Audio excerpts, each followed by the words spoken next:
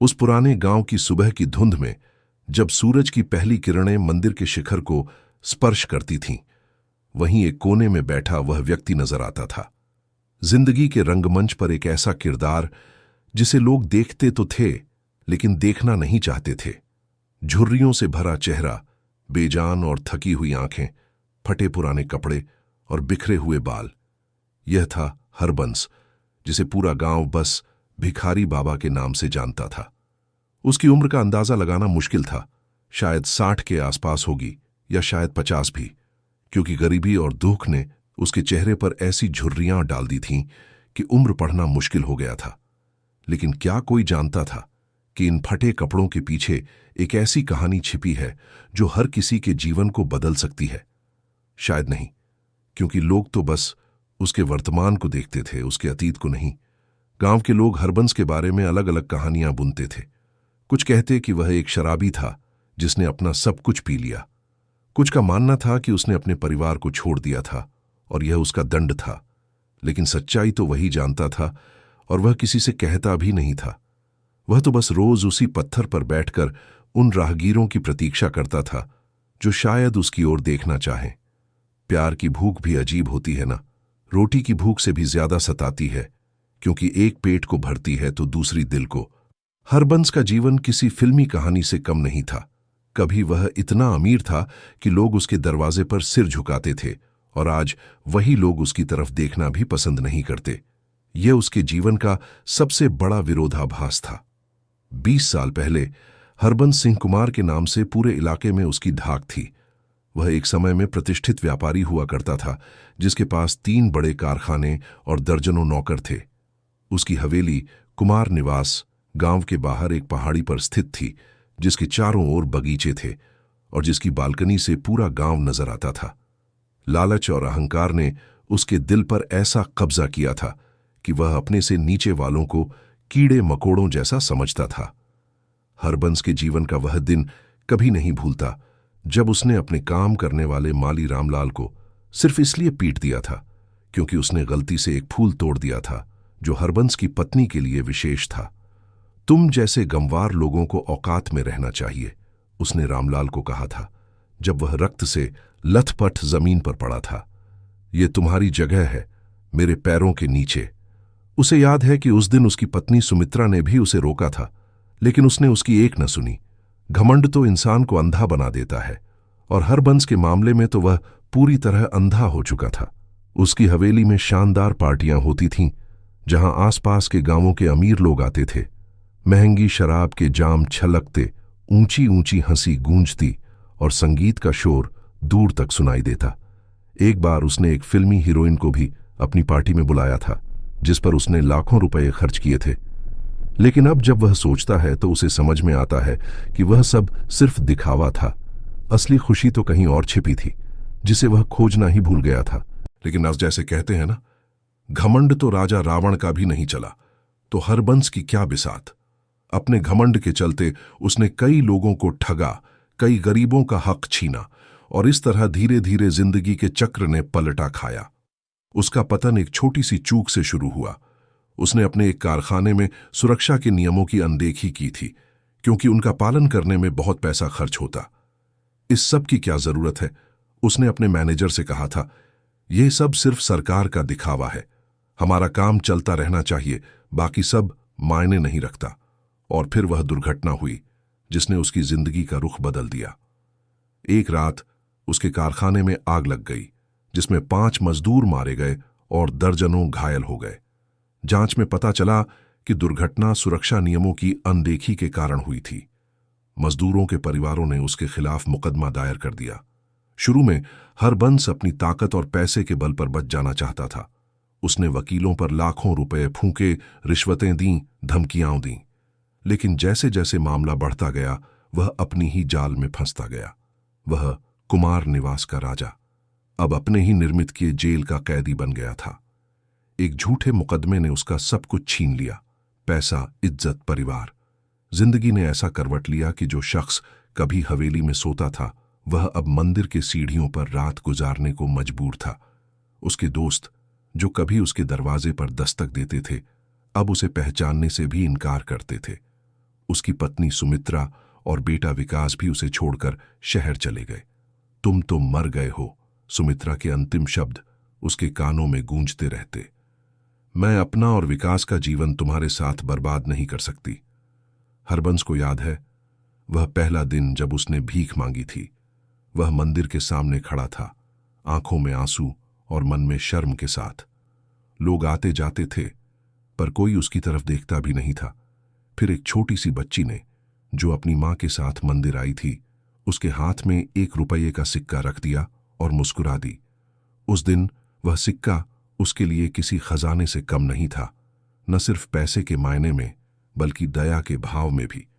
वर्षों से उसकी दिनचर्या एक जैसी थी, सुबह उठना, मंदिर के बाहर बैठना और लोगों से भीख मांगना, रात में वहीं एक कोने में सो जाना। उसका जीवन सिर्फ 2 चीजों पर आधारित था, भूख और उम्मीद। भूख जो उसे हरदम याद दिलाती कि वह अभी जिंदा है, और उम्मीद जो उसे जीने का कारण देती। वह अक्सर ऊपर आसमान की ओर देखता और सोचता, क्या ऊपर वाला भी मुझे देख रहा है या वह भी मुझसे मुंह फेर चुका है। हरबंस ने अपने लिए एक छोटी सी दुनिया बना ली थी। मंदिर के पास एक पुराना पीपल का पेड़ था, जिसकी छाया में वह दोपहर में आराम करता था। वहीं पास में एक छोटा सा पानी का नलका था, जहां वह अपने हाथ मुंह धोता था। मंदिर के पुजारी रामप्रसाद जी, जिन्हें सब पंडित जी कहते थे, कभी कभी उसे प्रसाद देते थे, जिसे वह बड़े चाव से खाता था। गांव के कुछ कुत्ते भी उसके दोस्त बन गए थे, जो रात में उसके पास आकर सो जाते थे, मानो वे उसकी रक्षा कर रहे हों। इंसानों के बीच अकेला पर जानवरों के बीच सुरक्षित, जिंदगी के विरोधाभास देखिए। वह आने जाने वालों से बस एक ही वाक्य कहता, बस कुछ शब्द कृपा के, बाकी भगवान पर छोड़ता हूं। लेकिन उस गांव में कौन था जो इन शब्दों की गहराई को समझ पाता। लोग तो बस देकर निकल जाते थे, कभी रुककर उसकी तरफ देखते भी नहीं। हरबंस के लिए ये सिक्के नहीं बल्कि लोगों की भावना थी जो मायने रखती थी। कभी कभी कोई बच्चा रुककर उसकी अजीब सी मूंछों को देखकर हंस देता तो हरबंस भी मुस्कुरा देता, मानो उसने दिन का सबसे बड़ा इनाम पा लिया हो। एक बार एक छोटे से लड़के ने उससे पूछा, बाबा आप हमेशा यहीं क्यों बैठते हो? हरबंस ने मुस्कुराकर जवाब दिया, बेटा मैं इंतजार कर रहा हूं। लड़के ने फिर पूछा, किसका इंतजार? हरबंस ने गहरी सांस लेते हुए कहा, पता नहीं बेटा, शायद एक नए सवेरे का, या शायद किसी चमत्कार का, या शायद सिर्फ इंतजार करने की आदत हो गई है। वैसे भी जब पेट खाली हो तो हंसने का मौका कहां से आता है। लेकिन हरबंस जानता था कि हंसी ही ऐसी दवा है जो बिना पैसे के मिलती है। गांव की एक रोजमर्रा की शाम को अचानक हलचल मच गई। आज कार्तिक पूर्णिमा थी और गांव में एक विशेष सत्संग का आयोजन होने वाला था। हर तरफ बस एक ही चर्चा थी, गुरुजी आ रहे हैं। लोगों के चेहरे पर ऐसी चमक आ गई जैसे दिवाली आ गई हो। हरबंस ने भी सुना, लेकिन उसे क्या, उसके लिए तो हर दिन एक जैसा ही था, कोई उपदेश सुनने का, न ही कुछ सीखने का।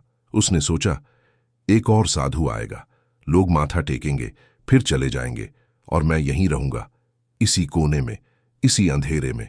लेकिन उसके मन के किसी कोने में एक छोटी सी उत्सुकता जाग रही थी कि आखिर ये गुरुजी हैं कौन। पंडित रामप्रसाद जी ने उसे बताया, हरबंस, कल सांत्वना आश्रम के गुरु राधा मोहन जी आ रहे हैं। वे बहुत बड़े संत हैं, उनके दर्शन से सभी प्रकार के कष्ट दूर हो जाते हैं। तुम भी आना, शायद तुम्हारी किस्मत भी बदल जाए। हरबंस ने हल्की सी मुस्कान के साथ सिर हिलाया, लेकिन उसके मन में विश्वास नहीं था। उसने अपने जीवन में बहुत से ऐसे तथाकथित संतों को देखा था जो बस अपना पेट भरने के लिए लोगों को बेवकूफ बनाते थे। एक और ऐसा ही धोखेबाज होगा, उसने मन ही मन सोचा। लेकिन वह नहीं जानता था कि आज का दिन उसके जीवन का सबसे महत्वपूर्ण दिन बनने वाला है, जब जिंदगी का पहिया एक बार फिर घूमेगा। अगले दिन पूरा गांव सजा धजा था। मंदिर के बाहर रंगोली बनाई गई थी, आम तोरण लगाए गए थे और धूप अगरबत्ती की सुगंध हवा में फैल रही थी। लोग अपने सबसे अच्छे कपड़े पहनकर आ रहे थे। बच्चे उत्साह से इधर उधर भाग रहे थे। हरबंस भी अपनी जगह पर बैठा था, लेकिन आज वह थोड़ा अलग था। उसने अपने फटे पुराने कपड़ों को जितना हो सके साफ करने की कोशिश की थी। उसने अपने बाल भी पानी से गीले करके संवारे थे और दाढ़ी को थोड़ा ठीक किया था। कम से कम आज अपवित्र न लगूं, उसने सोचा, हालांकि उसके मन में अभी भी संदेह था। जब गुरुजी का आगमन हुआ तो पूरा गांव मंदिर में और उसके आसपास इकट्ठा हो गया। गुरु राधा मोहन जी साधारण सफेद वस्त्रों में थे, कोई विशेष आभूषण नहीं, फिर भी उनके चारों ओर एक अलग ही तेज था। उनका तेजस्वी चेहरा, शांत मुद्रा और मुस्कान भरी आंखें देखते ही बनती थीं। उनके चलने का ढंग ऐसा था जैसे धरती पर नहीं, हवा में चल रहे हों। गुरुजी के साथ कुछ शिष्य भी थे जो उनकी हर जरूरत का ध्यान रखते थे। उनमें एक शिष्य खास था, नीलकंठ, जिसकी उम्र लगभग 30 वर्ष की होगी और जो गुरुजी की छाया की तरह उनके साथ रहता था। हरबंस भी दूर से खड़ा देख रहा था, मगर अंदर जाने की हिम्मत नहीं हो रही थी। आखिर उसके जैसा अपवित्र व्यक्ति किस मुंह से गुरु के सामने जाए?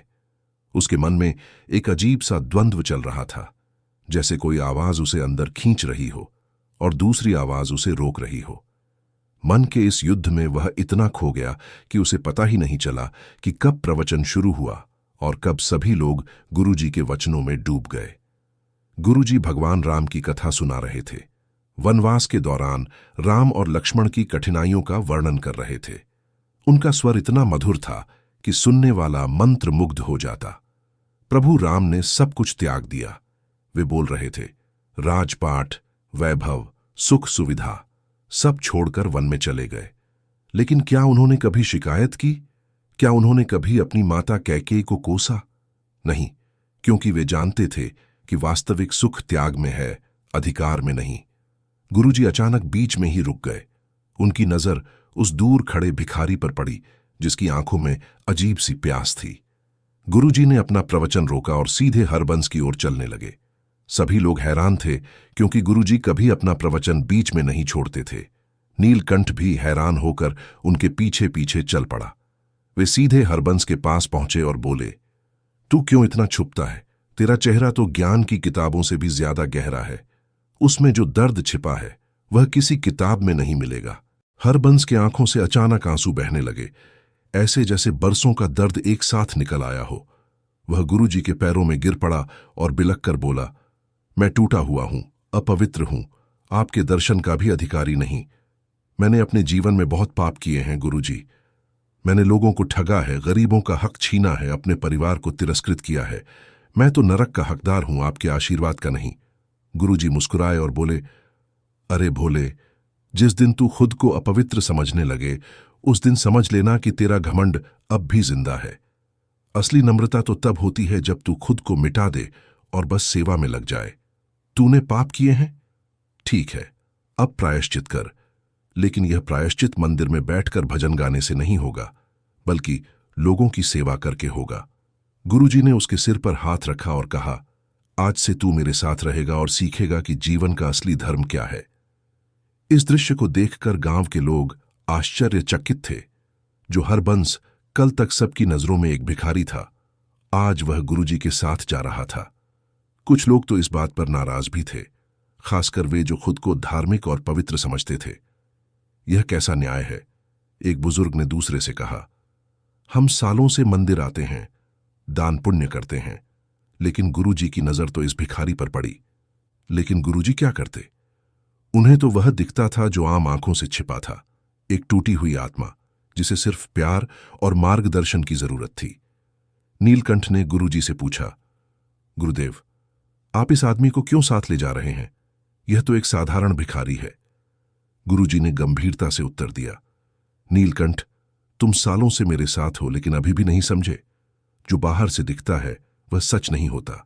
यह आदमी एक भिखारी नहीं, एक अनमोल रत्न है जिसे बस थोड़ी तराश की जरूरत है।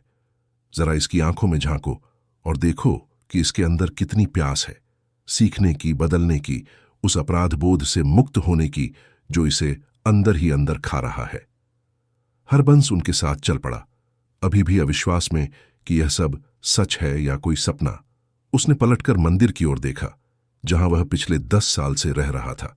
वह मंदिर अब सिर्फ एक इमारत नहीं, उसके जीवन का एक हिस्सा बन गया था, उसकी पीड़ा का साक्षी, उसके आंसुओं का गवाह। अलविदा, उसने मन ही मन कहा, शायद अब एक नया अध्याय शुरू होगा। गुरुजी हरबंस को गांव के बाहर स्थित अपने अस्थायी आश्रम में ले गए। यह आश्रम एक बड़े से तंबू में था जिसमें सादगी के साथ सभी आवश्यक सुविधाएं थीं। यहां पहले से ही कई शिष्य रह रहे थे जो अलग अलग कार्यों में व्यस्त थे। कोई खाना बना रहा था, कोई सफाई कर रहा था, कोई आने वाले मेहमानों का स्वागत कर रहा था। हरबंस, जो अभी तक अपने अकेलेपन का आदी था, अचानक इतने लोगों के बीच थोड़ा घबरा गया। उसका मन कह रहा था, मैं यहां नहीं रह सकता, मैं इनके बीच फिट नहीं होता। लेकिन गुरुजी के चेहरे पर जो विश्वास था वह उसे रोक रहा था। पहले इसे नहला दो, गुरुजी ने नीलकंठ से कहा, फिर इसे नए कपड़े दो और भोजन कराओ। आज से यह हमारा भाई है और इसके साथ वैसा ही व्यवहार होगा जैसा हम सब के साथ होता है, न कम न ज्यादा। नीलकंठ ने आज्ञाकारी शिष्य की तरह सिर झुकाया, हालांकि उसके चेहरे पर अभी भी संदेह के भाव थे। हरबंस को एक छोटे से तंबू में ले जाया गया, जहां उसे नहाने के लिए गर्म पानी और साबुन दिया गया। कितने सालों बाद उसे गर्म पानी से नहाने का मौका मिला था। वह पानी उसके शरीर को ही नहीं, मानो उसकी आत्मा को भी धो रहा था। जब वह नहाकर बाहर आया तो उसने आईने में अपने आप को देखा। वह पहचान नहीं पाया कि यह वही हरबंस है या कोई और। उसके बाल और दाढ़ी साफ थे, चेहरे पर एक अजीब सी चमक थी। क्या यह मैं हूं? उसने मन ही मन पूछा, या यह किसी और का प्रतिबिंब है? उसे नए कपड़े दिए गए, एक सफेद कुर्ता और पायजामा, जिन्हें पहनकर वह एकदम अलग लग रहा था। फिर उसे भोजन कराया गया, सादा लेकिन स्वादिष्ट दाल चावल, सब्जी और रोटी। कई दिनों बाद उसे पेट भरकर खाने को मिला था। वाह, वह मुस्कुराया, कैसी विडंबना है। पहले जब मेरे पास सब कुछ था तब भी मैं संतुष्ट नहीं था, और आज जब कुछ भी नहीं है तो इस सादे भोजन से भी खुशी मिल रही है। शाम को गुरुजी ने उसे अपने पास बुलाया। वे अपने तंबू में एक छोटे से आसन पर बैठे थे और सामने एक दीपक जल रहा था। उन्होंने हरबंस को पास बैठने का इशारा किया और बोले, बेटा, तेरा जीवन अब तक बहुत कष्टों से भरा रहा है, लेकिन याद रख, हर अंधेरी रात के बाद सवेरा होता है। तूने गलतियां की हैं, लेकिन जो इंसान गलती मानने को तैयार हो वह सुधर सकता है। मुझे बता, तेरे मन में क्या चल रहा है? हरबंस ने गहरी सांस ली और अपनी पूरी कहानी बताई। कैसे वह एक समृद्ध व्यापारी था, कैसे उसने अपने अहंकार में लोगों को दुखी किया, और कैसे एक दुर्घटना ने उसका जीवन बदल दिया। गुरुजी, वह बोला, मैंने इतने लोगों को दुख दिया है कि मुझे लगता है जो कुछ मेरे साथ हुआ है वह मेरे कर्मों का ही फल है। लेकिन एक बात समझ नहीं आती, क्या कभी माफी मिल सकती है? क्या खोई हुई आत्मा वापस पा सकती है? गुरुजी ने मुस्कुराकर कहा, हरबंस, ब्रह्मांड का नियम है, हर कर्म का फल मिलता है। तूने जो बोया है वही काट रहा है। लेकिन यह भी सच है कि प्रायश्चित और सेवा से पिछले कर्मों के बोझ को हल्का किया जा सकता है। माफी तो मिलेगी, लेकिन पहले तुझे खुद को माफ करना होगा। तू अपने आप से ही सबसे ज्यादा नाराज है, और जब तक यह क्रोध रहेगा तब तक शांति नहीं मिलेगी। तो मुझे क्या करना चाहिए? हरबंस ने पूछा। उसकी आंखों में एक नई उम्मीद जगी थी। कल से तेरा नया जीवन शुरू होगा, गुरुजी ने कहा। तू यहीं रहेगा और सेवा करेगा, बिना किसी अपेक्षा के, बिना किसी फल की चाह के। यही तेरा प्रायश्चित होगा, यही तेरा मार्ग होगा। और समय आने पर जब तेरा मन शुद्ध हो जाएगा तब तू समझेगा कि जीवन का असली उद्देश्य क्या है। उस रात हरबंस अपने बिस्तर पर लेटा और पहली बार कई सालों में उसे एक गहरी और शांत नींद आई।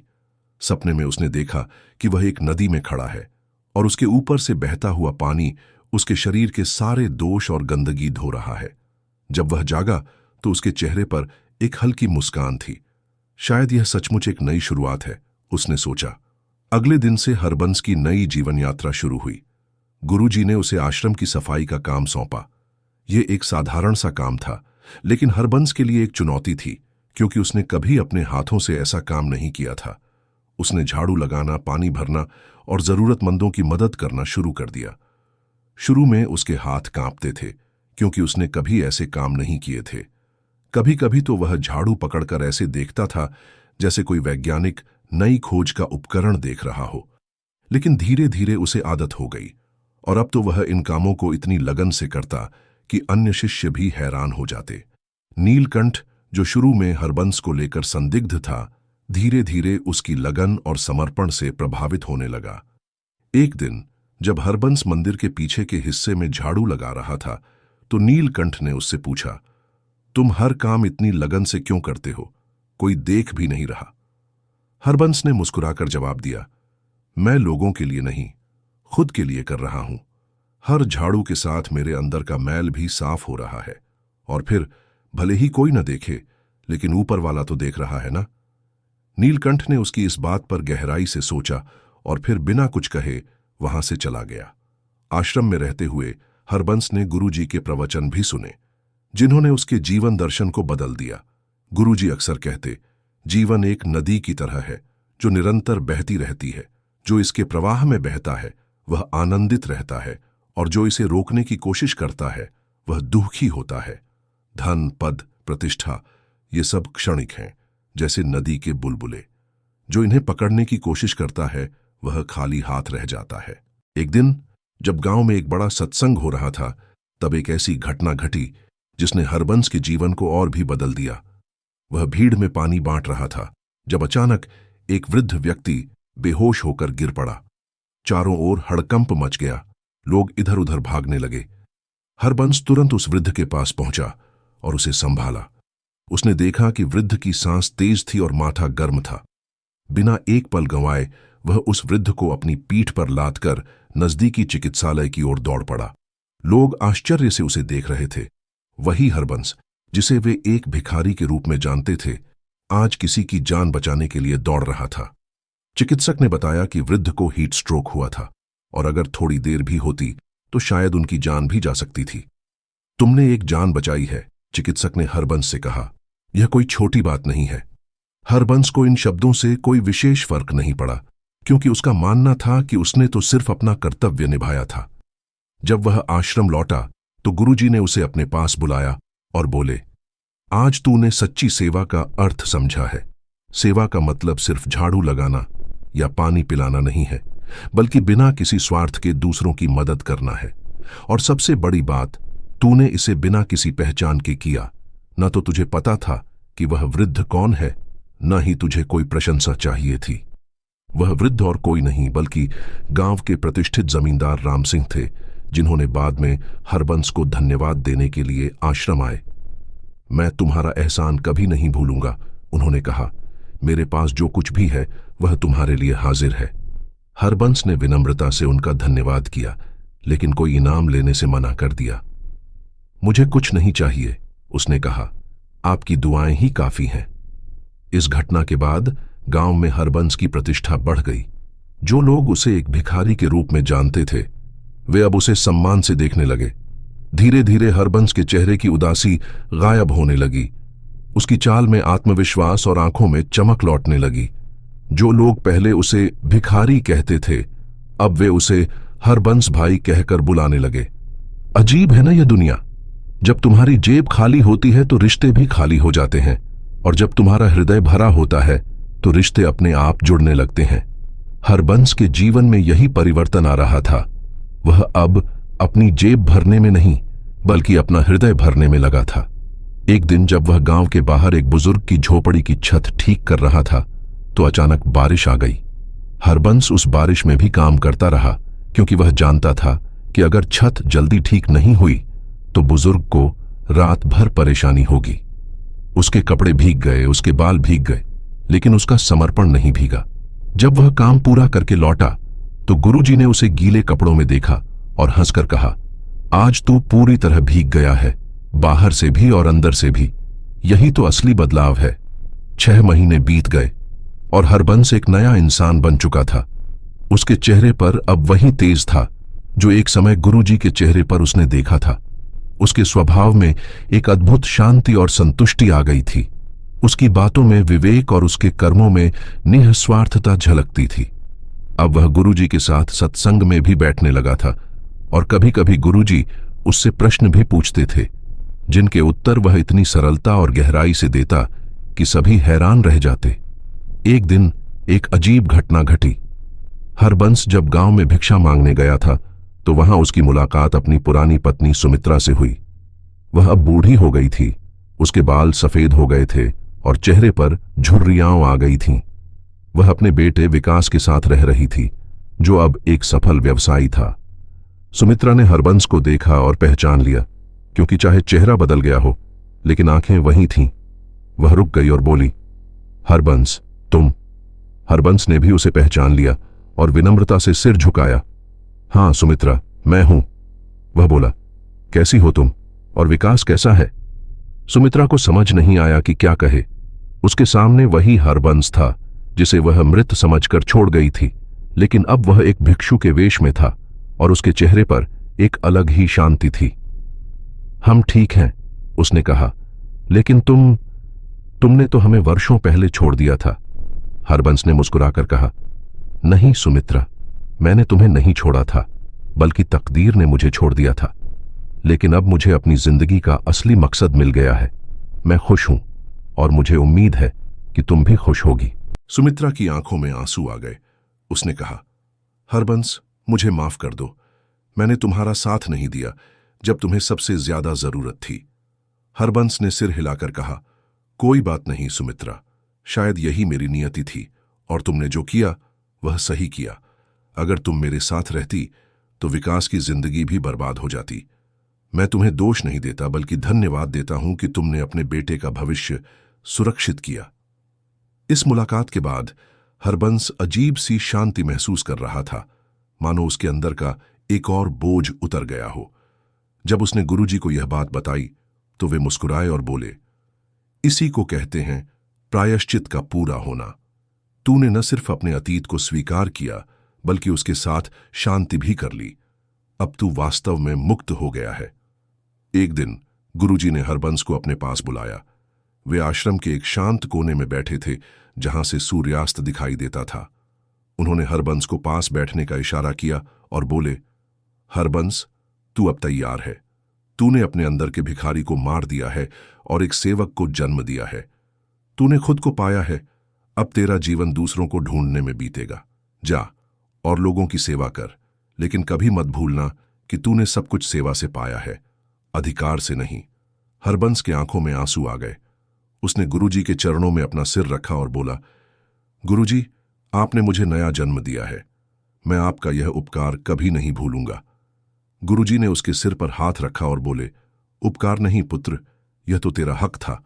हर आत्मा का यह अधिकार है कि वह अपने असली स्वरूप को पहचाने। मैंने तो बस तुझे तेरा आईना दिखाया है, बाकी तूने खुद किया है। गुरुजी ने फिर कहा, अब तुझे अपना रास्ता खुद तय करना है। तू चाहे तो यहीं रह सकता है या फिर अपनी राह पर चल सकता है। याद रख, जहां भी तू जाएगा मेरा आशीर्वाद तेरे साथ रहेगा। हरबंस ने सोचा और फिर विनम्रता से कहा, गुरुजी, अगर आपकी अनुमति हो तो मैं आपसे विदा लेना चाहता हूं। मुझे लगता है कि अब मुझे अपने अनुभवों को दूसरों के साथ बांटना चाहिए, ताकि वे भी अपने जीवन में परिवर्तन ला सकें। गुरुजी ने मुस्कुराकर हरबंस के माथे पर तिलक लगाया और कहा, जा हरबंस, तेरा मार्ग प्रशस्त है। तू अब मेरा शिष्य नहीं, बल्कि मेरा सहयोगी है। ज्ञान का दीप जलाए रख और जहां भी अंधेरा देखे वहां रोशनी फैला। अगले दिन सुबह हरबंस ने सभी से विदा ली। नीलकंठ, जो अब उसका अच्छा मित्र बन गया था, उसे गले लगाकर बोला, तुमने मुझे बहुत कुछ सिखाया है हरबंस। तुम्हारे बारे में मेरी धारणा कितनी गलत थी। तुम्हारी कहानी मुझे हमेशा प्रेरित करेगी। हरबंस ने गांव छोड़ दिया, लेकिन अब वह भिखारी नहीं था। वह एक चलती फिरती सीख बन चुका था। वह गांव गांव जाने लगा, लोगों की मदद करने लगा और अपनी कहानी सुनाने लगा। उसका मंत्र सिर्फ एक था, गुरु का आशीर्वाद पाने के लिए खुद को खोना पड़ता है। जब तक तुम अपने अहंकार से चिपके रहोगे, तब तक गुरु का प्रकाश तुम्हारे अंदर नहीं आ सकता। लोग उसकी बातें सुनते और उनकी आंखों में एक नई उम्मीद जग जाती। अपनी यात्रा के दौरान हरबंस ने कई लोगों की जिंदगियां बदलीं। वह किसी से पैसा नहीं लेता था, बस लोगों से कहता था कि वे अपनी क्षमता के अनुसार किसी जरूरतमंद की मदद करें। एक बार वह एक ऐसे गांव में पहुंचा जहां एक भयानक अकाल पड़ा था। लोग भूख से मर रहे थे और सरकारी मदद भी नहीं पहुंच रही थी। हरबंस ने तुरंत अपनी यात्रा रोक दी और लोगों की मदद के लिए जुट गया।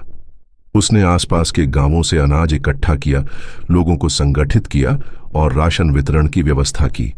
कई मुश्किल हालात में भी उसका हौसला नहीं टूटा और धीरे धीरे उस गांव ने अकाल का सामना किया। गांव के मुखिया मोहन सिंह ने एक दिन उससे पूछा, हरबंस जी, आप यहां क्यों रुके हुए हैं? आप तो संत हैं। आपको अपनी यात्रा जारी रखनी चाहिए। हम तो आपके बताए रास्ते पर चल सकते हैं। हरबंस ने मुस्कुराकर जवाब दिया, मोहन सिंह, मैं कोई संत नहीं हूं, बस एक साधारण आदमी हूं जिसने जीवन के कुछ सबक सीखे हैं। और जहां तक यात्रा की बात है, तो क्या इससे बेहतर यात्रा हो सकती है जब हम लोगों की सेवा करके खुशी पा सकें। मैं यहां उतना ही सीख रहा हूं जितना सिखा रहा हूं। कई साल बीत गए और हरबंस के अनुयायियों की संख्या बढ़ती गई। लोग उसे अब हरबंस गुरु कहने लगे, लेकिन वह हमेशा कहता, मैं गुरु नहीं, सिर्फ एक सेवक हूं। असली गुरु तो वह है जिसने मुझे मेरा खोया हुआ आत्मसम्मान लौटाया। एक दिन जब वह एक गांव में प्रवचन दे रहा था, तो एक बूढ़ा आदमी उसके पास आया और बोला, क्या आप वही हरबंस हैं जो कभी उस पुराने गांव में भिखारी हुआ करते थे? हरबंस मुस्कुराया और बोला, हां, मैं वही हूं और आज भी भिखारी हूं। बस अब सिक्कों का नहीं, आशीर्वाद का भिखारी हूं। हरबंस के जीवन का अंतिम पड़ाव उसके जन्म गांव में आया, जहां वह एक दिन अचानक लौट आया। उसे कोई पहचानता भी नहीं था, क्योंकि 30 साल पहले वह एक अलग ही इंसान था, घमंडी, स्वार्थी और क्रूर। लेकिन अब वह एक शांत, विनम्र और प्रेममय संत था। वह अपनी पुरानी हवेली के खंडहरों में गया, जो अब वीरान पड़ी थी। वहां उसने एक छोटा सा आश्रम बनाया, जहां वह रहने लगा और लोगों की सेवा करने लगा। धीरे धीरे लोगों को पता चला कि यह वही हरबंस है जो कभी गांव का सबसे अमीर आदमी हुआ करता था। कुछ लोग तो उससे माफी मांगने आए कि उन्होंने उसकी मुसीबत के समय साथ नहीं दिया, लेकिन हरबंस ने हंसकर कहा, माफी की क्या बात है, तुमने तो मुझ पर एहसान किया कि मुझे मेरे स्वार्थी जीवन से बाहर निकाला। अगर तुम मेरा साथ देते तो शायद मैं कभी बदलता ही नहीं। एक दिन हरबंस के आश्रम में एक अनोखा मेहमान आया, उसका बेटा विकास, जो अब एक सफल व्यवसायी था। विकास अपने पिता को देखकर भावुक हो गया और उसके पैरों में गिर पड़ा।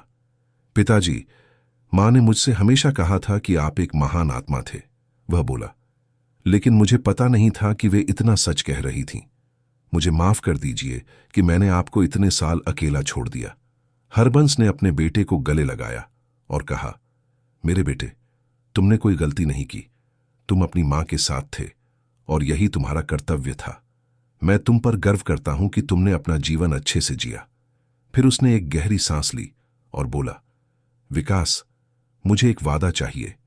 मेरे जाने के बाद इस आश्रम को अपनी देखरेख में लेना और इसकी सेवा भावना को बनाए रखना।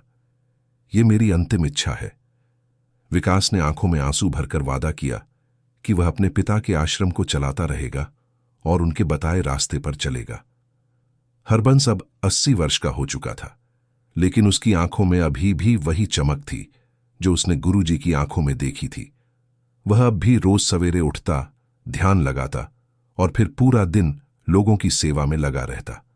एक दिन जब वह अपने आश्रम के बगीचे में बैठा था, तो उसे अचानक अपने गुरुजी की आवाज सुनाई दी, हरबंस, तेरा काम पूरा हुआ, अब घर लौटने का समय आ गया है। उसने चारों ओर देखा, लेकिन कोई नहीं था। उसने मुस्कुराकर आंखें बंद कर लीं और गहरी शांति में डूब गया। अगली सुबह जब विकास अपने पिता के कमरे में गया, तो उसने देखा कि हरबंस एक शांत मुस्कान के साथ अपने आसन पर बैठा है, लेकिन उसकी आत्मा शरीर छोड़ चुकी थी। उसके चेहरे पर एक अद्भुत शांति थी, जैसे वह किसी आनंदमय यात्रा पर निकल गया हो। हरबंस की अंतिम इच्छानुसार उसका अंतिम संस्कार बहुत ही सादगी से किया गया, लेकिन आश्चर्य की बात यह थी कि हजारों लोग दूर दूर से आए थे, उन सभी गांवों से जहां जहां उसने सेवा की थी। वे सभी अपने हाथों में एक एक दीपक लेकर आए थे और पूरी रात उसकी समाधि के चारों ओर बैठे रहे, उसकी कहानियां सुनाते और याद करते रहे। यह कहानी हमें सिखाती है कि हम चाहे कितने भी टूटे हों, अगर हमारे अंदर सेवा और समर्पण का भाव है, तो गुरु का आशीर्वाद दूर नहीं है। हरबंस की कहानी हर उस व्यक्ति को प्रेरणा देती है जो जीवन में हार मान चुका है। वह हमें बताती है कि जीवन में कभी भी देर नहीं होती, बशर्ते हम अपना अहंकार छोड़ दें और सेवा के मार्ग पर चल पड़ें। हरबंस की कहानी हमें सिखाती है कि असली धन हमारे बैंक खातों में नहीं, बल्कि हमारे दिल में होता है। जब हम दूसरों की सेवा करते हैं, तो हम अपने आप को भी सेवा करते हैं। हमारे अंदर की अशांति दूर होती है और हम अपने असली स्वरूप को पहचानते हैं। जैसे एक दीपक से हजारों दीपक जलाए जा सकते हैं, वैसे ही एक व्यक्ति अपने बदलाव से हजारों जिंदगियां बदल सकता है। और आज भी हरबंस के गांव में जब कोई किसी की मदद करता है तो लोग कहते हैं, देखो, हरबंस गुरु का आशीर्वाद इसे मिल गया है। उसका आश्रम अब एक बड़ा सेवा केंद्र बन गया है, जहां रोज सैकड़ों लोगों को भोजन मिलता है, शिक्षा मिलती है और जीवन जीने की कला सिखाई जाती है। अंत में यही कहा जा सकता है कि गुरु का आशीर्वाद चमत्कार की तरह नहीं आता, वह तपस्या की तरह आता है। जब दिल से कोई पुकार निकले और सेवा उसका माध्यम बने, तभी वह सच्चा आशीर्वाद फलता है। हरबंस के जीवन ने यही सिद्ध किया कि असली धन बाहर नहीं बल्कि हमारे अंदर छिपा है। बस जरूरत है उसे पहचानने की और उस पर चलने की। जिंदगी हमें वही देती है जिसके हम हकदार होते हैं, शायद तुरंत नहीं, लेकिन कभी न कभी जरूर। हरबंस का जीवन इसका जीता जागता उदाहरण है। उसने अपने जीवन के पहले भाग में क्रूरता और अहंकार का बीज बोया और उसे दुख और पीड़ा की फसल मिली। लेकिन जब उसने सेवा और प्रेम का बीज बोया तो उसे शांति और आनंद की फसल मिली। इसीलिए कहते हैं, जैसा करोगे वैसा भरोगे। बस याद रखें, कभी भी इतना मत गिरो कि उठने की उम्मीद ही छूट जाए, और कभी इतना मत उड़ो कि जमीन से रिश्ता ही टूट जाए। दोस्तों, अगर आपको यह कहानी अच्छी लगी हो तो इसे अपने दोस्तों और परिवार के साथ जरूर शेयर करें। ऐसी ही और प्रेरणादायक कहानियों के लिए हमारे चैनल को लाइक और सब्सक्राइब करना न भूलें। आप अपने विचार कमेंट बॉक्स में जरूर साझा करें। हम आपके साथ ऐसी ही और कहानियां लेकर आएंगे। धन्यवाद।